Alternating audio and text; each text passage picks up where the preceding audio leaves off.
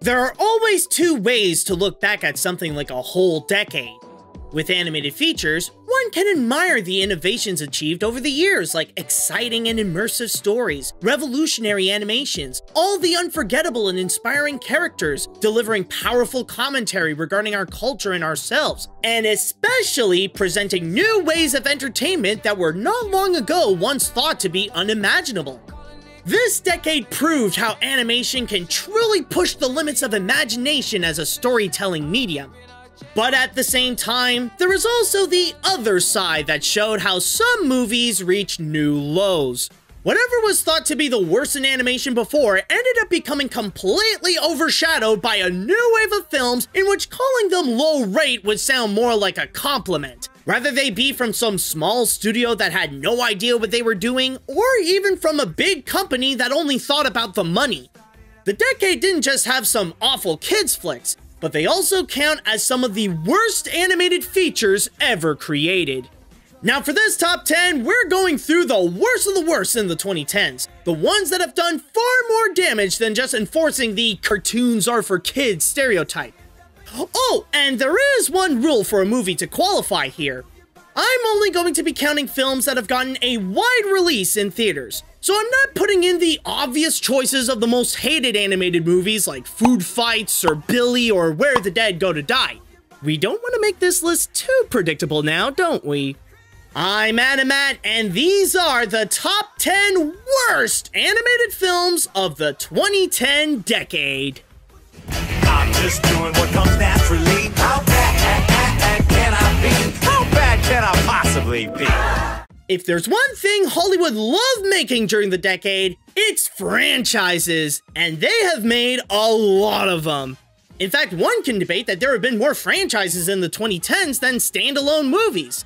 There have been great franchises that made the public feel excited to see their favorite characters return to the big screen, and others that feel like they're either forcing themselves to becoming a franchise with no creative purpose, or that they have completely overstayed their welcome. That last one is especially the case with Ice Age when they released their 5th installment, Collision Course. The big problem with the Ice Age franchise is that the more sequels are made, the more they keep adding in new elements without taking out some of the old or unnecessary ones. And by the time they've reached number 5, there's just too much of everything and no room for quality. There are too many side plots involving romance that's making the whole story convoluted, but no time to make the journey feel engaging. The animation tries to be so wacky and zany, but there's nothing that feels like it's fun. There are way too many comic reliefs, but nobody is likable and nobody can go beyond being one-dimensional. And it tries to supply a huge amount of jokes, but they're all too dumbed down and juvenile to even be considered funny. Just by watching this alone, it's noticeable that it wasn't just the public that's fed up with Ice Age. You could tell that even the people at Blue Sky Studios were sick and tired of making all these Ice Age films. It serves as a dark lesson on what happens when a franchise keeps going for too long. And after Collision Course, all it did was make people hope for the end of the Ice Age. Yep, it's definitely over. Except for that one. How bad can I be? How bad can I possibly be? There is no denying that one of the most notable animated features of the decade is the Lego Movie, a film that took the common building block toys and turned them into a creative and immersive movie with great humor, fast-paced action, a strong and unique story, and some of the most creative animation in recent years. It was the movie that ignited Phil Lord and Chris Miller's career to becoming one of the most renowned filmmakers throughout that time. However, the only downside to the Lego Movie is that it also inspired a lot of copycats, where some companies believe that they can turn literally anything into a successful kids film. But none can ever be more shameless in the way it imitates the film in almost every way than Playmobil. It is near impossible to look at the feature without making at least one comparison to Lego with how it tries to copy its tone, comedy, visual theming, and story structure. This results in Playmobil the movie to have no identity of its own and leave the film to be nothing more but bland and unengaging.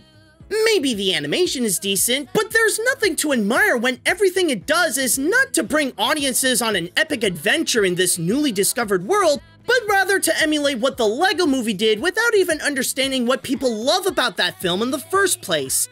It really doesn't help either that it is based on the Playmobil toy line, and the characters rarely even acknowledge that they are toys, resulting in the whole movie to just be about a girl jumping from one generic world to the next, sprinkled with unfunny gags and easily forgettable songs.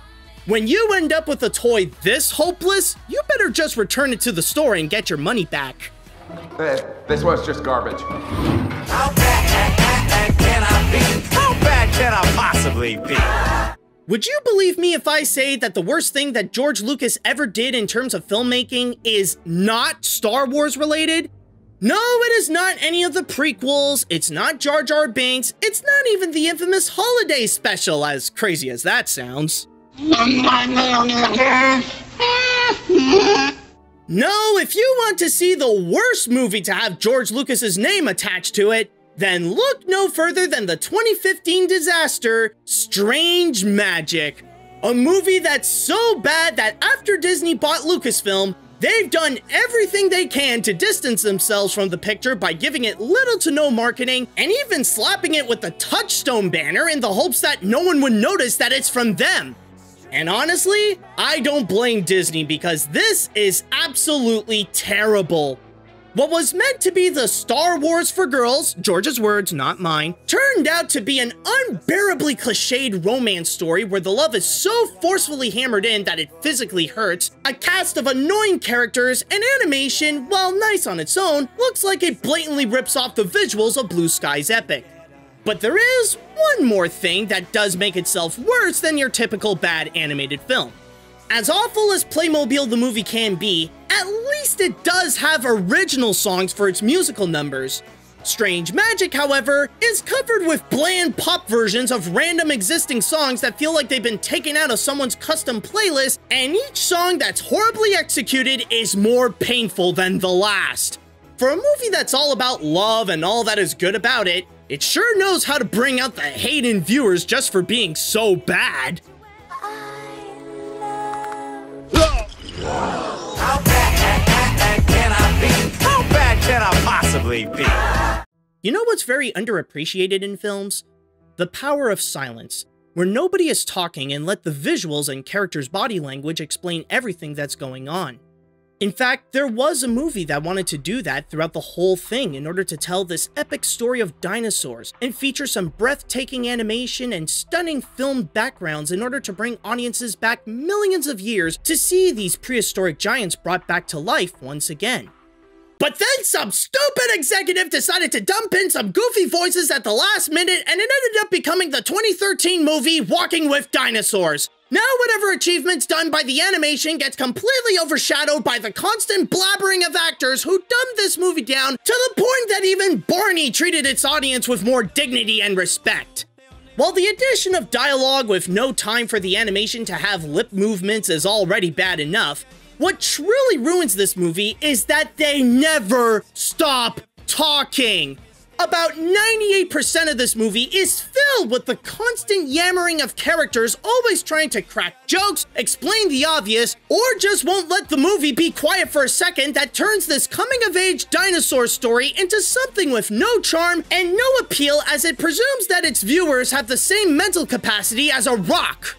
In fact, the problem is so bad that the film even had a version on home media where all the voices were taken out called the Cretaceous Cut.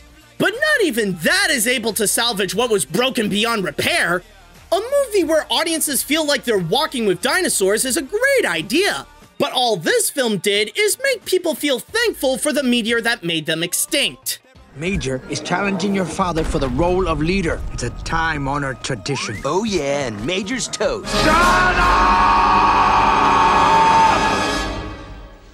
Shut up! Shut up! Shut up!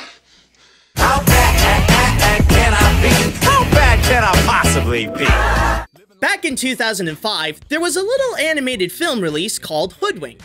At first, many presumed that it was some kind of cheap Shrek ripoff being a modernized fairy tale parody, but despite its unfinished-looking animation, it ended up surprising some audiences with its really clever and hilarious crime twist on the Red Riding Hood story. But when it comes to its sequel, Hoodwink 2: Hood vs. Evil, that is the movie that everyone thought the first film would be. Whatever charm and wit that made the first film enjoyable got entirely thrown out by dull pop culture-driven comedy, a tediously generic buddy cop plot driven by cliches, and what were once likable characters that made the experience fun have now been reduced and even rewritten to become a forgettable cast of unoriginal tropes. And without a clever or well-written script, now there is literally nothing to support the bad animation. Sure, some may say that it's visually a slight improvement from the original, but it still looks cheap. It still looks like it's meant for a direct-to-video release. At least with the first film, some can say that the bad animation adds character. This one feels like it's bad because there was barely much effort or enthusiasm put onto the picture, resulting the animation to only make things worse and serve as a reminder of the poor quality that encompasses everything. The only thing useful that it did was that this killed off the animated fairy tale satire trend in the mainstream. Shrek Forever After was a big help for presenting itself as the final Shrek film, but this one was the final nail in the coffin to show that there is no longer hope for it and rightfully bombed along with the trend. The tale had a wonderful start with the first feature, but the sequel gave it an ending that was anything but happily ever after. I've got me a foolproof rescue plan. Wow, this is even more painful than it looks. How bad can I be? How bad can I possibly be? There are some movies that are probably for the best if they ended up not being made. Take, for instance, Escape from Planet Earth, an animated kids film that the people behind it would have been better off if they canceled it when they could have. I know that may sound harsh of me to say, but if you look at what the filmmakers had to go through when making this, you'll find that even the movie itself was warning them to just stop and let it go. A nightmare of a production, people got kicked out as soon as they got in, the script had to be rewritten at least 17 times, and major conflicts with the studio behind it, the Weinstein Company, to the point of filing a $50 million lawsuit. And all this for what? One of the most frustratingly generic animated features ever created, where the best thing this movie can think up is a basic and boring story, dull visuals where they can make an animated alien movie look uninteresting, and characters that can range from so bland that it's impossible to care for them, to so stupid that it's impossible to like them. It ultimately ended up becoming the perfect example of a hopeless movie. A film that had no chance to succeed right from the conception of the idea, and the complete war it had to go through when turning it into a reality doesn't justify the outcome of being too safe to be memorable and too poorly crafted to be considered good. The only thing that works about this is the title of Escape from Planet Earth, because that's exactly what this film should have done. Scorch, are you okay? Of course I am. Nothing can stop Scorch Supernova. Whoa! How bad can I be? How bad can I possibly be? What many people don't talk about regarding franchises is that if one fails at any point, even if the first movie was highly praised, then it'll ruin the reputation of everything, where not only the botched sequel or sequels, but also the once beloved original end up getting looked down upon and its entire legacy gets thrown into the bargain bin. Even on this list, there are some good examples of this. It happened with the Ice Age films after Collision Course, it happened with Hoodwinked after Hoodwink 2, but none of them have done more damage than Cloudy with a Chance of Meatballs 2. This film killed off the reputation of the Cloudy franchise by copying elements of the first film, but then altering them to make the experience even worse to the point of being unbearable. It is plagued with a rehashed story from its predecessor that was already lazily written to begin with, unlikable characters that amp up the annoyingness, a last-minute slapped-in environmental message that came right out of nowhere, an animation that's so desperately over the top and nearly unwatchable that it only proves how too much can indeed be a bad thing. But then there's its biggest problem of them all. It's comedy that's nothing but food puns. If the terribly cartoony animation didn't fully put you off, then the torturous humor certainly would.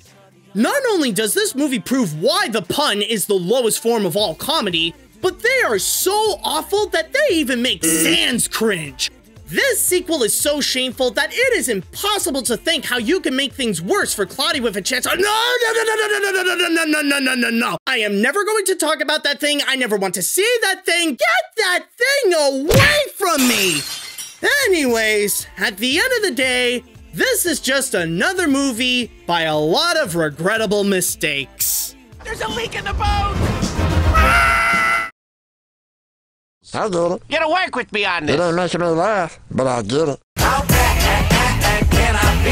How bad can I possibly be?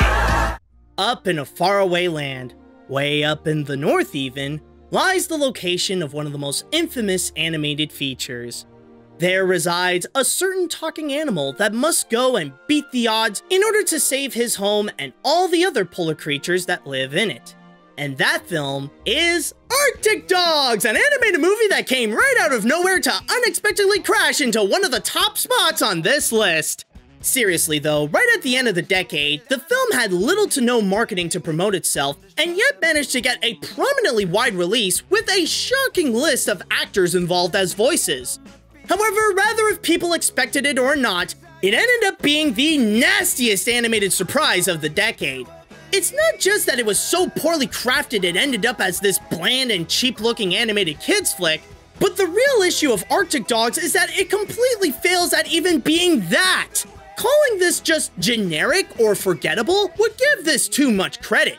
The story is so badly written that it makes its 90-minute running time feel much longer, the characters are pointless and led by this hateable egomaniac, and even when the animation is already at a low quality, it can sometimes have glitches. Yes, this is possibly the first animated feature that needs an upgrade to patch the bugs. And even when those aren't enough, it still manages to find a way to sink itself lower by shamelessly ripping off other animated films when it can't figure out an idea of its own. It is so unoriginal and so terribly developed that it almost feels like it was intentionally made to be horrible. But rather if it was on purpose or not, Arctic Dogs presented one of the worst deliveries in animation. How bad can I be? How bad can I possibly be? What a coincidence that the next movie is also in the polar region, because while Arctic Dogs is serving some Arctic justice, there is another Arctic animal that's doing the Arctic Shake, and his name is Norm of the North. The only thing that's truly amazing about this movie is how there was a big company that unironically felt that this feature was suitable for a wide release on the big screen. And from there, Norm quickly rose in popularity as the next biggest icon among the worst animated movies. The problems with Norm share some similarities with the ones of Cloudy 2, but now more amplified and adding a lot more issues to result in one of the most unpleasant experiences when watching an animated film. Having animation so bad that it physically and mentally hurts to look at is one thing, but that's actually the least of its problems compared to the train wreck that this film refers to as writing. The story is tediously predictable, yet also all over the place. The comedy has no shame in terms of how low it would go for the sake of a gag, making it more sad than funny. There are way too many things left unexplained. The characters are either annoyingly dumb or serve no purpose whatsoever, and the ever so irritating environmental message of saving the Arctic.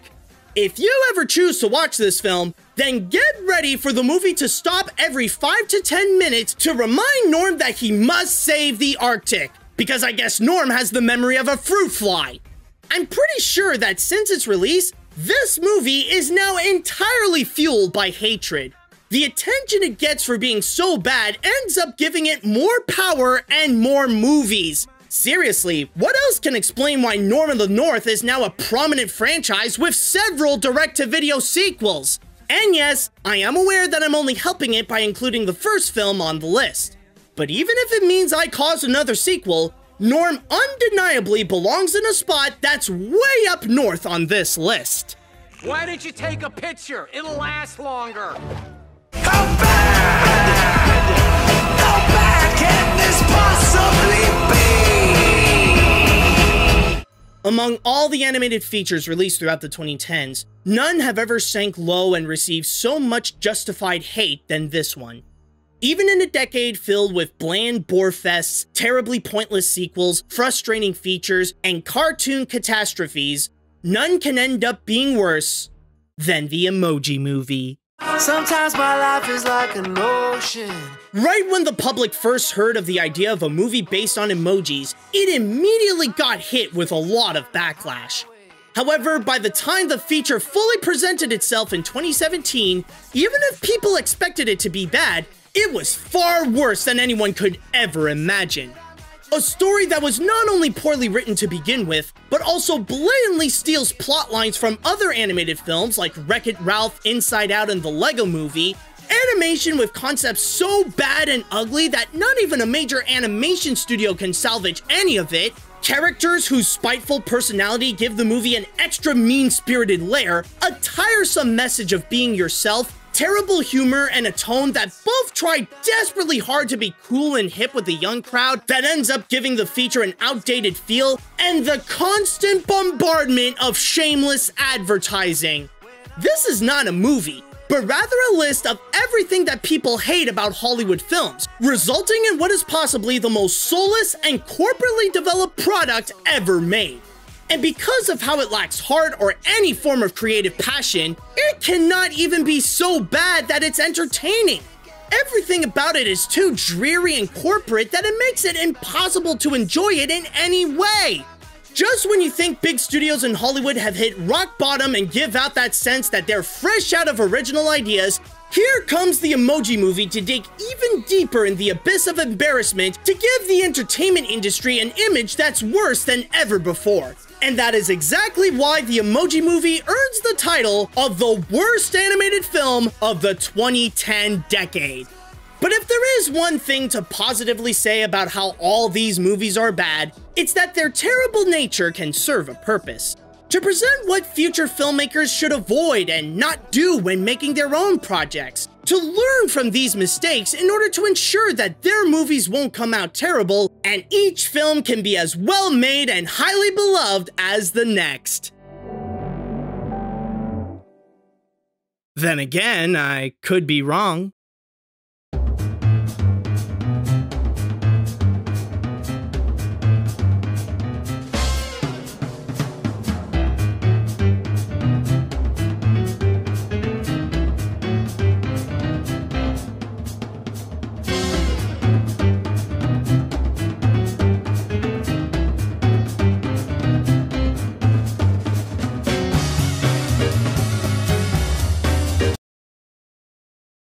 Bye, Felicia.